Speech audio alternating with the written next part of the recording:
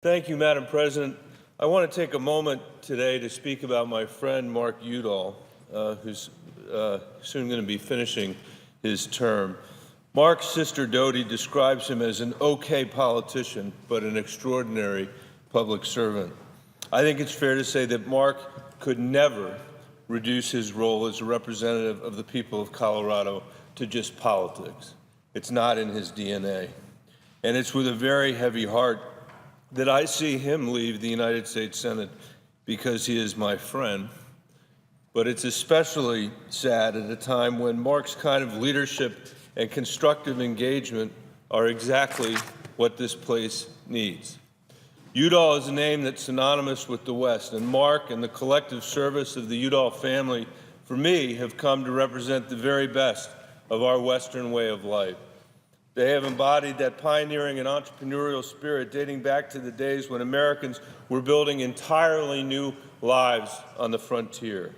They have a historic love for the beauty and majesty of the West, and they have spent lifetimes protecting it. Mo and Stu Udall, Mark's uncle and father, both served our country during World War II. Stu was elected to serve the 2nd District of Arizona in Congress, and when President Kennedy asked Stu to serve as the Secretary of Interior, Mo Udall won Stu's seat in Congress. Unlike his son Mark, Mo never ran for the Senate, and he explained why. He said, "I told the Arizona Press Club with Barry Goldwater present that there were 3 reasons I was not running for the Senate. 1, I love the House. 2, my wife and family are against it. And 3, I've taken a poll and you're going to beat the hell out of me." Although he did run for president, the New Republic reported on that. Quote, "The Arizona Congressman Morris Udall liked to tell a story about a response he got at a barber shop in Maine. He looked in at the door and, meaning to introduce himself, said, 'Mo Udall, running for president.'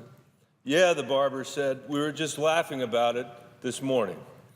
It's not hard to know where Mark acquired his self-deprecating approach to the world, just as it's not hard to know where he inherited his commitment to civil rights, to conservation, and to good government.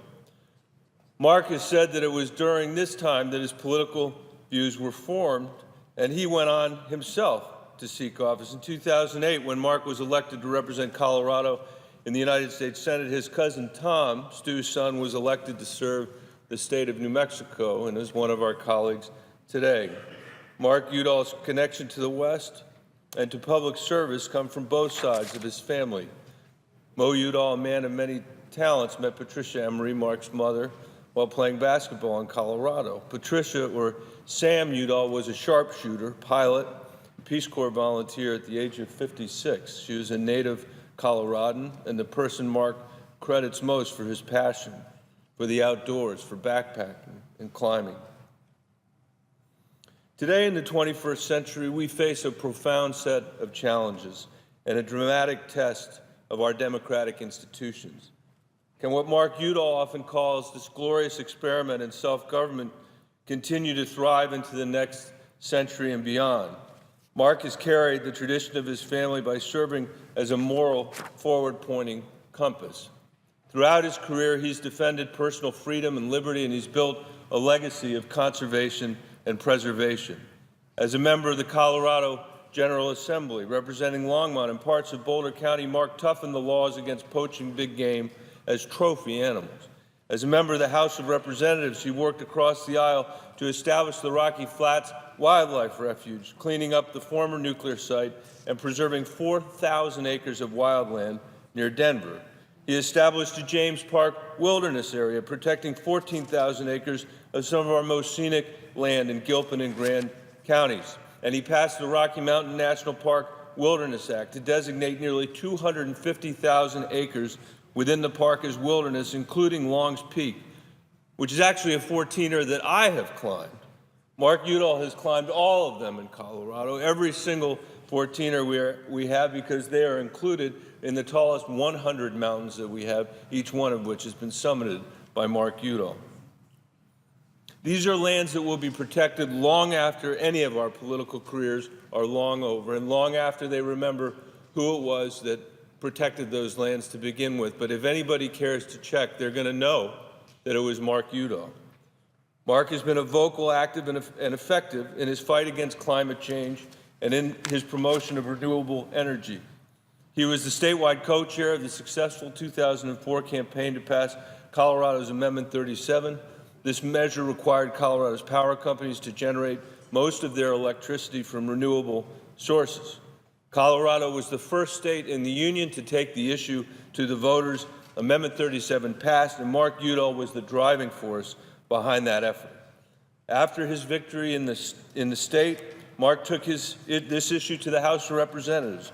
The House has twice passed a national renewable electricity standard championed by Mark.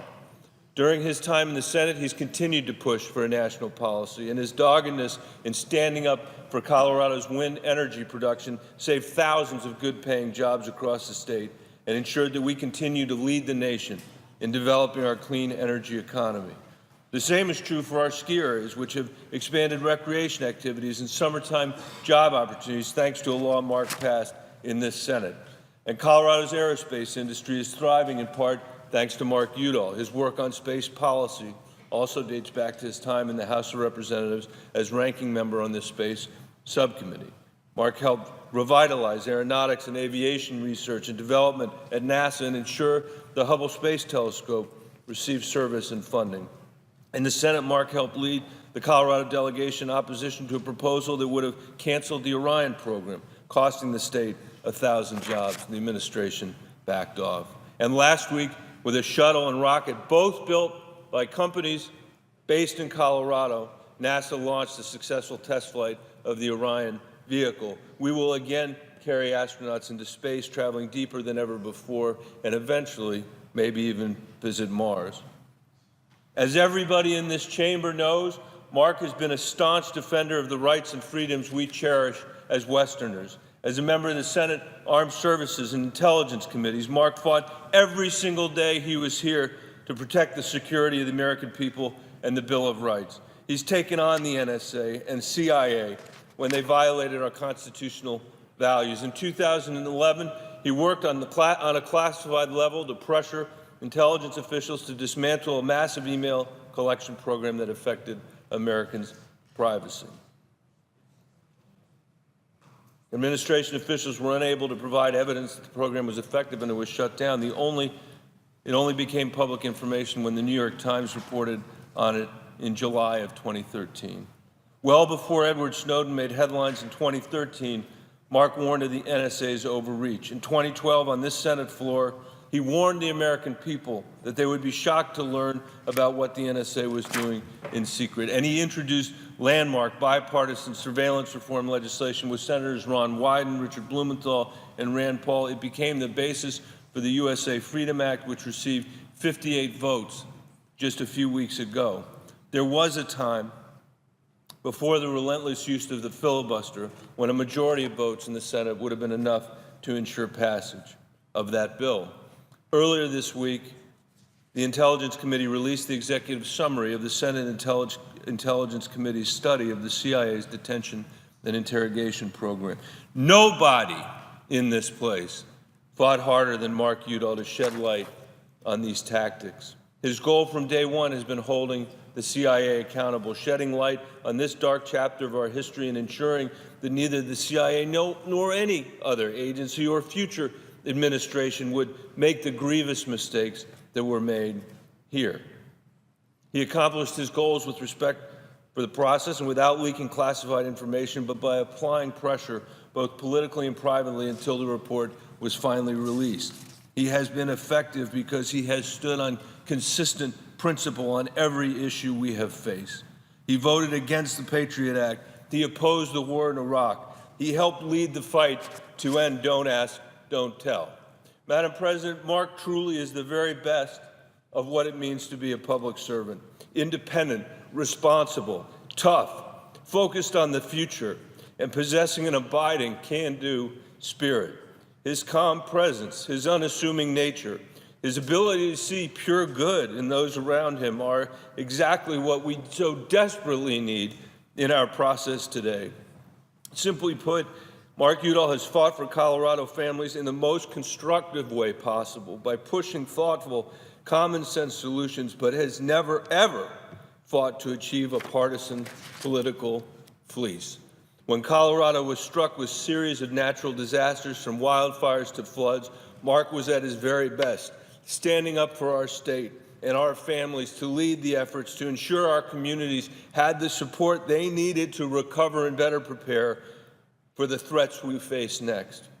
And he has strengthened the way we respond to the growing threat of wildfire by emphasizing preservation efforts that will save lives, property, and tax dollars. We would expect nothing else from a man who has dedicated himself and his career to standing up for Colorado's families, the middle class, and the values of the American West. As a senator, a representative, a state legislator, director of the Colorado Outward Bound School, Mark has been a model public servant. He has lived up to and exceeded the high standards his family has set for more than a century. Throughout all his work, Mark has always fought against the dysfunction that persists in Washington.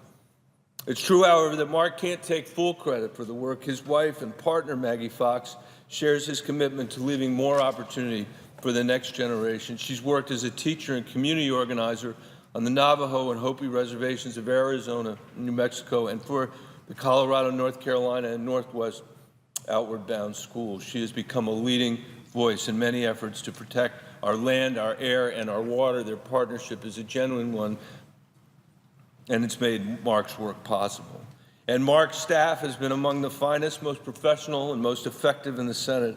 It has been a pleasure for me and for my staff to work alongside them on behalf of the people of Colorado. Over the past few years, I've learned that really, Madam President, there are two broad categories of people in Washington. There are those who embrace and add to the dysfunction because it serves their ideological convictions or gives them an opportunity to star on the cable news or both. And then there are the people who are actually trying to save the place. They're looking for areas of compromise to break the gridlock and to move us forward. Mark is one of the good ones, and I have no doubt he will continue to make profound contributions to Colorado and to our nation in a variety of ways, but we are diminished by his loss. Every one of us, for the sake of this institution, would do well to live up to the example Mark Udall has set. Madam President, I yield the floor.